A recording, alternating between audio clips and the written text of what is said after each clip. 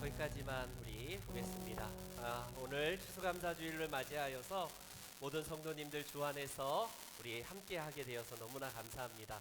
우리 양옆에 계신 분들 한번 안아주시고 손잡아 주시면서 제 옆에 계셔 주셔서 너무 고맙습니다 라고요 함께 인사하겠습니다. 네, 앞뒤 사람도 한번 더 인사하죠. 너무나 고맙습니다. 제 옆에 계셔서 감사합니다 라고요. 네, 오늘 추수감사주일을 맞이하여서 오늘 본문을 중심으로 평범한 일상이 주는 감사, 평범한 일상이 주는 감사라는 제목으로 우리 짧은 시간이지만 함께 말씀 나누겠습니다. 여러분, 아침에 눈이 탁 띄어졌을 때에 어떤 생각으로 하루를 시작하게 됩니까? 아휴, 또 지겨운 하루, 또 오늘도 회사 가야 되네. 아마 이러신 분들도 있을 거예요. 몸이 불편하시고 질병으로 아파하신 분들은 제발 눈이 떠지지 않았으면 좋겠다라는 분들도 있을 겁니다. 그런데 생각해보면 기적이 뭘까요? 우리에게 진짜로 신비가 뭘까요? 우리는 기적은 그냥 평범한 것과는 다른 어떤 특별한 것을 기적이라고 부릅니다. 예컨대 로또를 1등 맞았네. 우와, 대학에 갔는데 수능 만점으로 완전히 수석으로 들어갔네. 기적이죠. 우리는 일상에서 마주하는 모든 것들을 다 뒤로 한 채 기적이라는 파랑새를 쫓아가기를 원합니다. 그래서 오늘도 기적을 그렇게 원하는 분들이 이 세상에 얼마나 많은지요. 그런데 아침에 눈을 뜰 수 있다는 이 작은 한 가지, 너무나 평범하고 너무나 당연하지만 당연하게 받아들이지 아니하고 감사할 수 있다? 그럼 한번 생각해 보십시오. 저는 이렇게 차를 타고 교회에 이제 딱 도착한 순간 그냥 습관적으로 감사합니다. 사고가 안 나고 또 오늘도 아무런 여러 가지 좀 위험 속에서도 교회에 딱 도착하면 감사가 이렇게 저절로 나오더라고요. 또 요즘에는 가을에 이 정말 하나님이 창조하신 이 자연 만물의 단풍을 보면서 이 계절에 익어가는 모습들을 보면서 야, 너무나 아름답구나, 너무나 하나님께 감사하는 마음을 오늘도 하고 있다라는 사실입니다. 여러분, 평범한 거예요. 기적이 찾아오거나 제 인생에 뭔가 대단한 것이 주어져서가 아니라 평범한 것이 이렇게 기적이고 이렇게 신비고 이렇게 감사하다는 사실을 우리는 재발견해야 된다라는 사실입니다. 여러분, 그렇지 않다면 어떤 인생을 살 수 있을까요? 장 도미니크 보비라는 조금 오래된 책 중에 하나가 잠수복과 나비라는 지은이, 이분의 지은 마지막 책입니다. 이분은 엘르라는 굉장히 유명한 프랑스의 편집장이었어요. 엘르라는 잡지의 편집장입니다. 그는 보통 잡지사의 편집장하면 패션계 최고의 그런 사람들을 만나니까 얼마나 화려한 인생을 살았겠어요? 돈과 명예와 여성들, 수없이 많은 사람들의 추앙을 받으면서 살아갔던 그가 어느 날 쓰러지게 됩니다. 1995년도에 12월 8일에 그는 쓰러져서 20여일 동안 혼수 상태에 빠집니다. 뇌졸중으로 결과적으로 눈을 떴는데 20여일 만에 눈을 떴는데 움직일 수 있는 것은 왼쪽 눈꺼풀 하나만 움직일 수 있고 사지가 다 마비되는 그런 일을 겪게 됩니다. 여러분, 이 사람이 할 수 있는 것은 아무것도 없어요. 걸은 것이 너무나 당연하고 자기가 자기 손으로 밥 먹는 게 당연했던 사람, 그 패션계의 엄청난 이 거물급의 이 사람이 쓰러졌을 때에 침이 그냥 저절로 줄줄줄 흐르는데 이걸 손을 들어서 손수건으로 닦을 수 있는 몸이 마비돼 버렸어요. 그런 게 없어요. 그냥 침이 나오고 눈물을 흘려도 눈물을 닦아줄 만한 자기 몸에 변변치 않은 것이 하나도 남아있지 않습니다.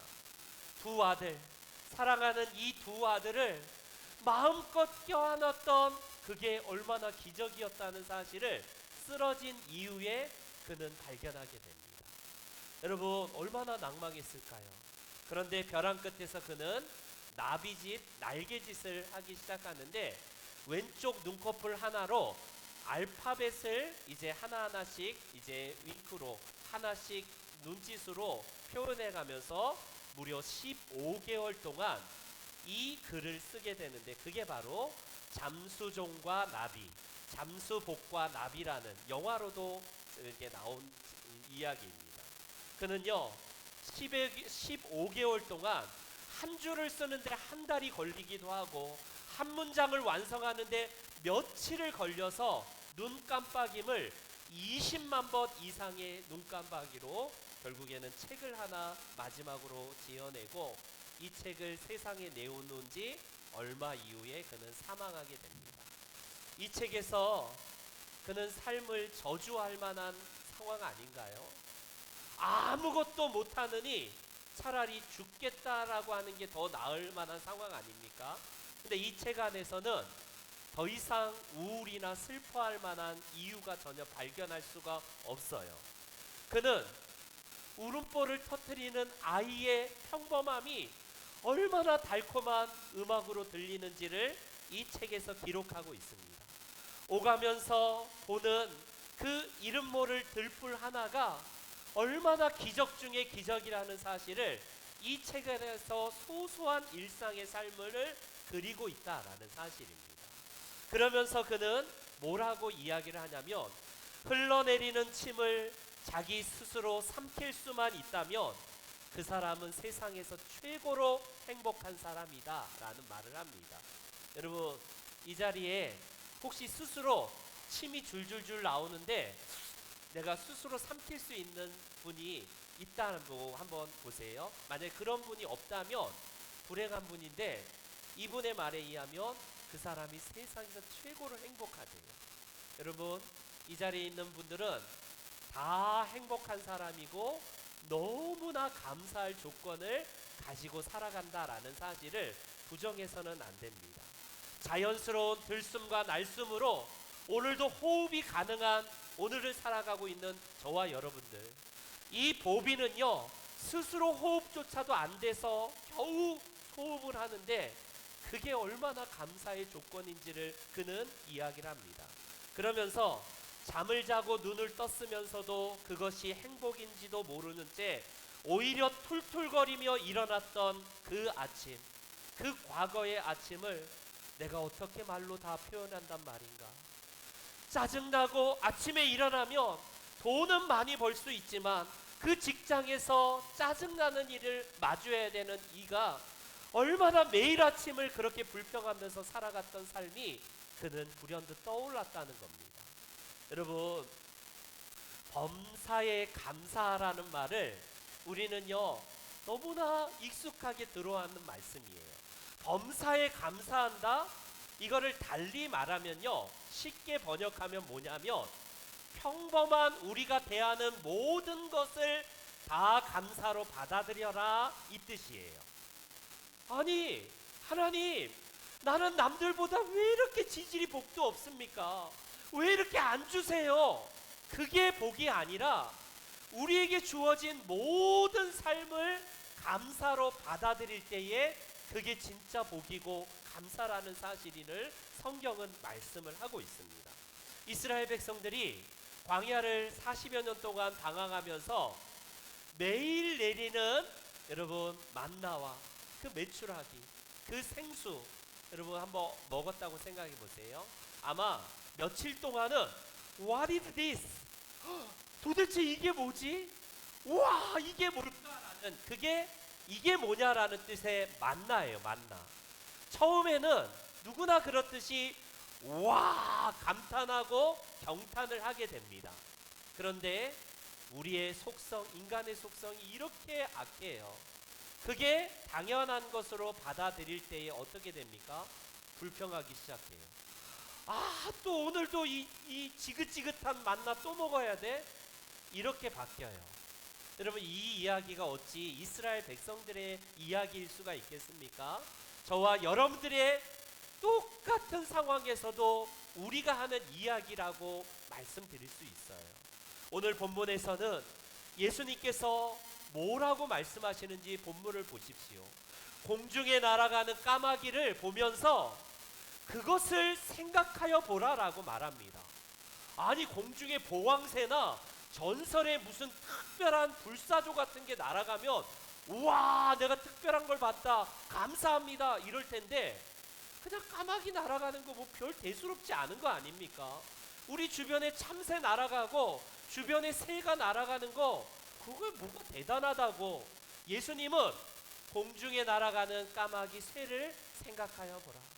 저 들에 그냥 길가에 표현하는 들풀을 한번 너희들은 생각하여 보라. 여러분, 들풀 우리 발에 치이고 이거 무슨 뭐 너무나 당연한 들풀인데도 예수님은 그것들이 어떻게 자라나고 어떻게 생명을 유지하는지 한번 보라라고 시청과 교육으로 우리들에게 하신다는 거예요. 우리의 시각은 그런 게 안 들어옵니다. 남들이 멋들어지게 자동차를 타고 그렇게 자수성가하고 엄청나게 성공하는 그것들만 내 눈에 보여요. 그래서 우리는 어떻습니까?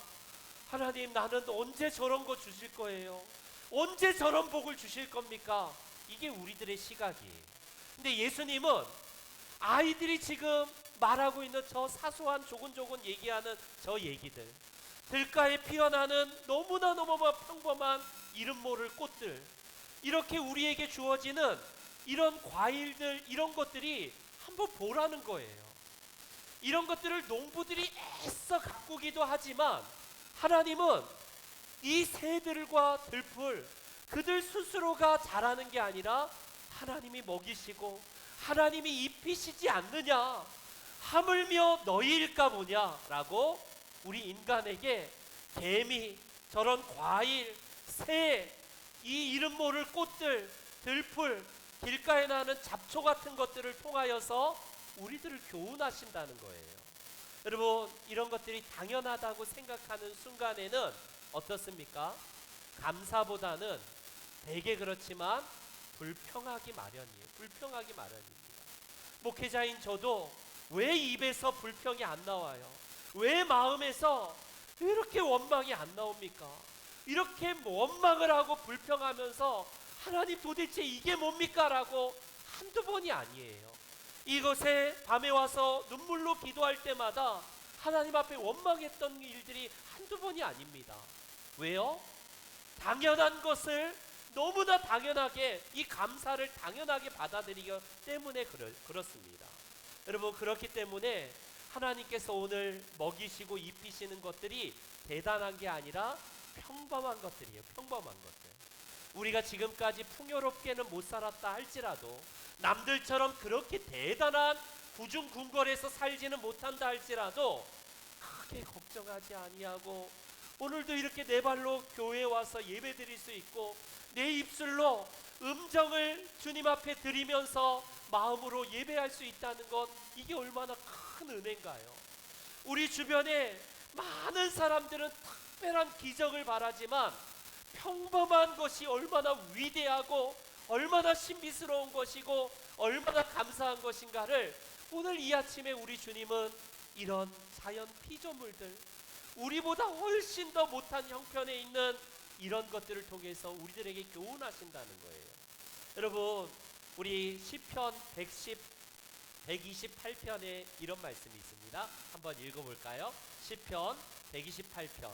네, 우리 같이 읽습니다. 시작.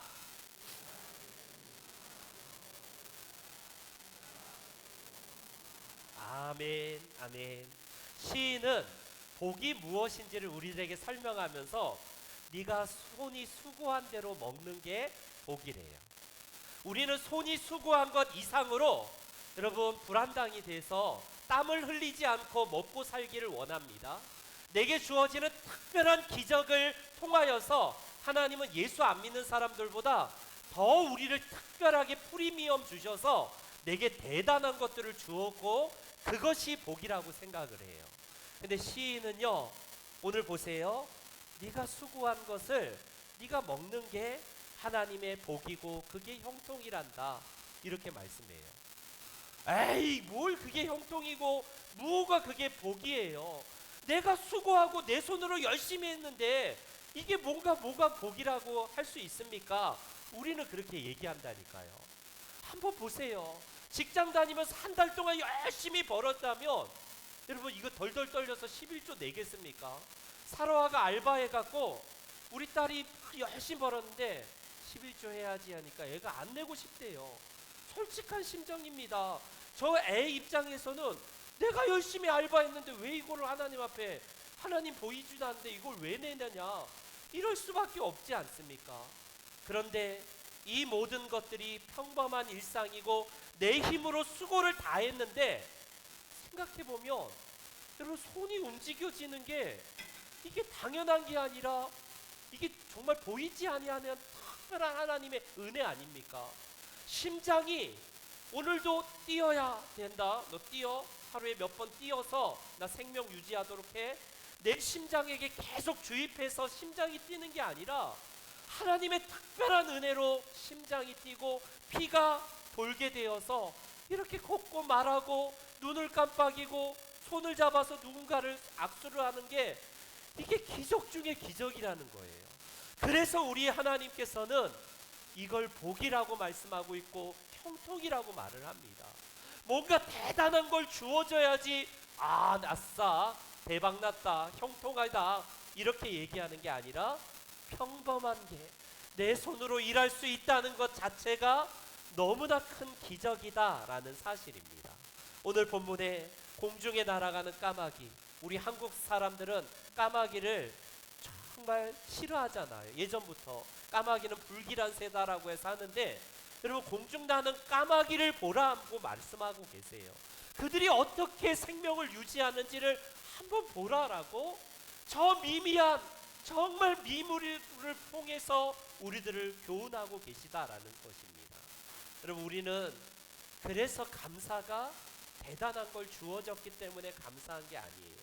대한민국 상위 0.1%의 자식 교육이라는 책을 지은 샘표의 대표 회장인 박진선 사장이라는 분이 있습니다.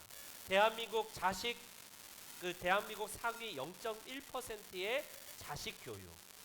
저분이 미국에서 아이들을 태어나게 하고 자녀들을 태어나게 했기 때문에 미국에서 태어나고 자란 애들이 어느 날 갑자기 한국에 들어와서 중고등부 교육을 받습니다.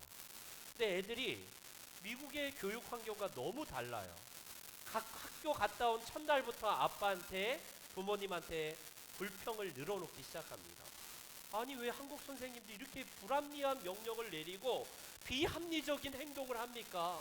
아빠 나 학교 못 다니겠어요. 이렇게 불평해요. 첫날부터. 그때에 이 박진선 사장이 뭐라고 하냐면요, 배우는 처지부터 처음부터 불평을 한다면 너는 인생에서 아무것도 얻을 수 없을 거야. 아이들이 볼 때에 미국의 환경과 한국의 이 교육 환경은 완전히 다르지만 너희들이 억울한 것도 참는 법을 배운다면 너희들은 인생에서 큰 자산을 얻을 것이다 라고 이 아빠가 아이들에게 가르쳐요.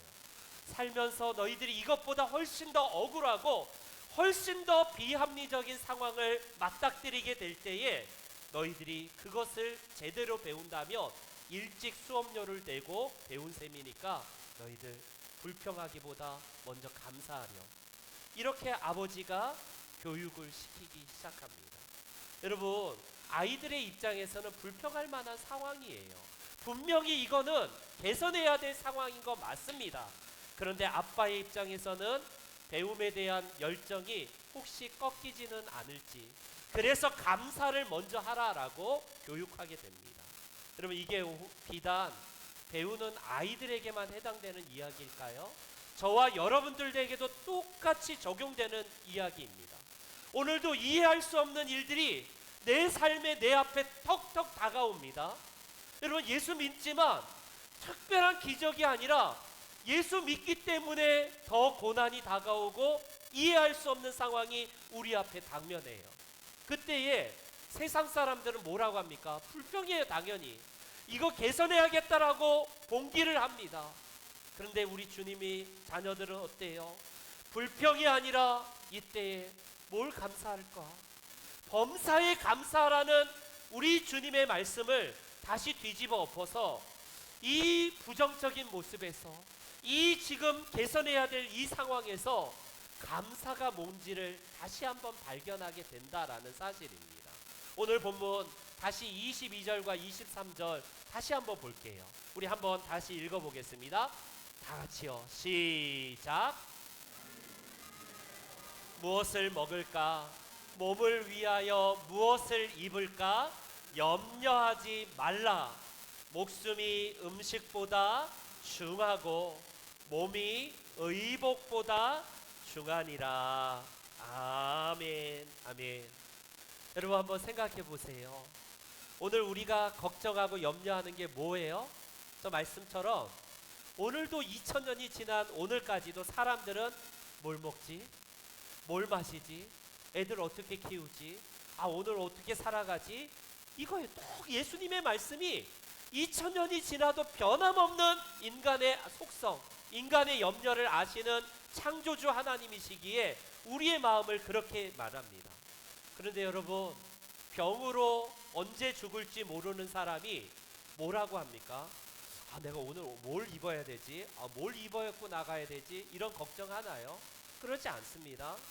목숨이 경각간에 달린 사람은 오늘 짜장면 먹을까? 짬뽕 먹을까? 오늘 소고기 먹어야 되나? 돼지고기 먹어야 되나? 이런 거에 별로 관심이 없어요. 그런 게 눈에 안 들어옵니다. 무엇을 먹느냐, 무엇을 입느냐 하는 것보다 더 중요한 것이 목숨이기 때문에 그렇습니다. 여러분, 우리가 사소한 것에 불평이 생겨나는 이유는 뭐냐면 뭐가 도대체 중요한디, 뭐가 진짜 소중한 것인데 그걸 모르기 때문에, 그걸 망각하기 때문에 우리는 이런 불평, 이런 염려를 오늘도 이렇게 살아가고 있다라는 사실입니다. 사랑하는 성도 여러분, 그래서 우리에게 중요한 것은 오늘 이 추수감사주일에 농부들에게만 주는 특권이 아니라 모든 그리스도인들에게 하나님이 이 가을, 늦가을에 이제 겨울에 들어가기 전에 이 모든 자연 만물을 통해서 우리들에게 교훈하시는 것이 하나님께서 이 추수감사주일의 특별한 은혜가 아닌가 싶어요. 여러분, 저 과일이, 저 곡식이 여기까지 올라올 때까지 어떤 은혜가 있었는지 한번 상상해 보십시오. 우리가 지금까지 여기까지 걸어왔을 때에 내게 뭔가 특별한 일이 주어진 게 아니라 평범함의 일상이 주어졌다는 것이 얼마나 감사하고 하나님 은혜라는 사실을 깨닫지 못하면 또 돌아가서 나가면 또 불평하고 또 짜증내고 또 원망하면서 또 걱정하고 뭘 먹지, 뭘 마시지, 이런 삶이 반복되다가 또 1년 후에 또 감사절기를 또 맞게 될 겁니다. 사랑하는 성도 여러분, 우리에게 있어서 진정한 부자가 누굴까요? 감사하는 자가 진정한 부자예요. 그 감사가 특별한 어떤 것이 아니라 오늘도 들을 수 있고 볼 수 있고 움직일 수 있고 내가 스스로 화장실에 가서 소변과 대변을 눌 수 있고 내가 맛있는 밥을 내 입으로 떠서 스스로 먹을 수 있다는 이 자체. 물론 세월이 지나면서 조금 몸이 쇠약해져 가고 연약해져 가지만 그 속에서도 하나님의 나라를 더 사모하면서 주님을 더욱더 사모하게 되는 이 특별한 은혜, 이게 오늘 우리가 회복해야 될 하나님의 평범한 은혜에서 주어지는 감사의 조건입니다. 바라기는 우리 귀한 성도 여러분 한 분 한 분이 행복, 우리가 기적, 특별한 어떤 대단한 은혜, 신비, 그런 게 아니라 오늘도 하루를 시작할 때에 하나님 감사합니다 시작하고 또 하루를 마감할 때에 하나님 너무나 감사합니다. 오늘 하루 나와 함께 해주시고 이 하루하루가 모여서 내 인생의 마지막 눈을 감고 눈을 뜰 때에 주님의 나라에서 우리 주님을 맞게 된다는 이 놀라운 은혜, 여러분 그 평범한 그것을 감사하면서 오늘 하루도 이 감사를 놓치지 않는 저와 여러분들의 삶이 되시기를 주의 이름으로 축복합니다. 아멘. 아멘.